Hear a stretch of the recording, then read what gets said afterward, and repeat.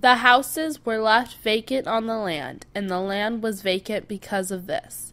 Only the tractor sheds of corrugated iron, silver, and gleaming were alive, and they were alive with metal and gasoline and oil, the discs of the plows shining.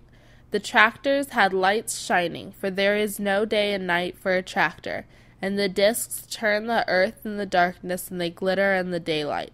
And when a horse stops work and goes into the barn, there is a life and a vitality left. There is a breathing and a warmth, and the feet shift on the straw, and the jaws champ on the hay, and the ears and the eyes are alive. There is a warmth of life in the barn, and the heat and smell of life. But when the motor of a tractor stops, it is as dead as the ore it came from. The heat goes out of it like the living heat that leaves a corpse. Then the corrugated iron doors are closed, and the tractor man drives home to town, perhaps 20 miles away, and he need not come back for weeks or months, for the tractor is dead. And this is easy and efficient. So easy that the wonder goes out of work, so efficient that the wonder goes out of land in the working of it, and with the wonder, the deep understanding of the relation. And in the tractor man there grows the contempt that comes only to a stranger who has little understanding and no relation. For nitrates are not the land, nor phosphates, and the length of fiber and the cotton is not the land. Carbon is not a man, nor salt, nor water, nor calcium. He is all of these, but he is much more, and the land is so much more than its analysis. The man who is more than his chemistry, walking on the earth, turning his plow point for a stone, dropping his handles to slide over an outcropping, kneeling in the earth to eat his lunch, that man who is more than his elements knows that the land that is more than its analysis. But the machine man, driving a dead tractor on land he does not know and love, understands only chemistry, and he is contemptuous of the land and of himself.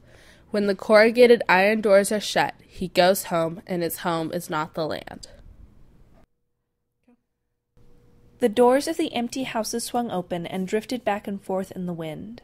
Bands of little boys came out from the towns to break the windows and to pick over the debris, looking for treasures. And here's a knife with half the blade gone. That's a good thing. And smells like a rat died here. And look what Whitey wrote on the wall. He wrote that in the toilet in school, too, and teacher made him wash it off. When the folks first left, and the evening of the first day came, the hunting cats slouched in from the fields and mewed on the porch. And when no one came out, the cats crept through the open doors and walked mewing through the empty rooms. And then they went back to the fields and were wild cats from then on, hunting gophers and field mice, and sleeping in ditches in the daytime. When the night came, the bats, which had stopped at the doors for fear of light, swooped into the houses and sailed about through the empty rooms. And in a little while they stayed in dark room corners during the day, folded their wings high, and hung head down among the rafters, and the smell of their droppings was in the empty houses. And the mice moved in and stored weed seeds in corners, in boxes, in the backs of drawers in the kitchens. And weasels came in to hunt the mice, and the brown owls flew shrieking in and out again. Now there came a little shower. The weeds sprang up in front of the doorstep, where they had not been allowed, and grass grew up through the porch boards. The houses were vacant, and a vacant house falls quickly apart. Splits started up the sheathing from the rusted nails.